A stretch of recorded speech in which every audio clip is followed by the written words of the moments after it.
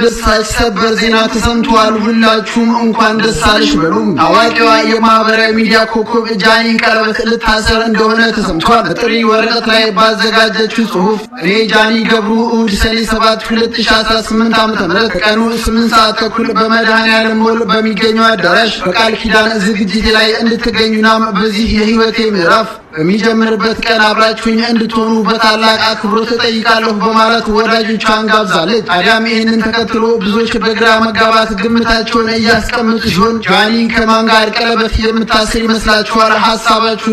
አሁን እኔ ማንን ነው የምታገባው? ጃኒ አዶናይን ነው? ማንን ነው የምታገባው? ምንድነው ነገሩ? ድራማ እየሰራችሁብን ነው ወይስ እኛ ላይ ሙድ እያያዛችሁ ነው? ማንን ነው የምታገባው? እስኪ ተመልካቾቻችን እስቲ ገምቱ ኮሜንት ላይ ማንን ይመስላችኋል? ላይክ ሼር ኮፒ ሊንክ ያደርጋችሁ እንግዲህ ዩቲዩብ ጀመረናል። ላይክ ሼር ያደርጋችሁ ሰብስክራይብ ያደርጋችሁ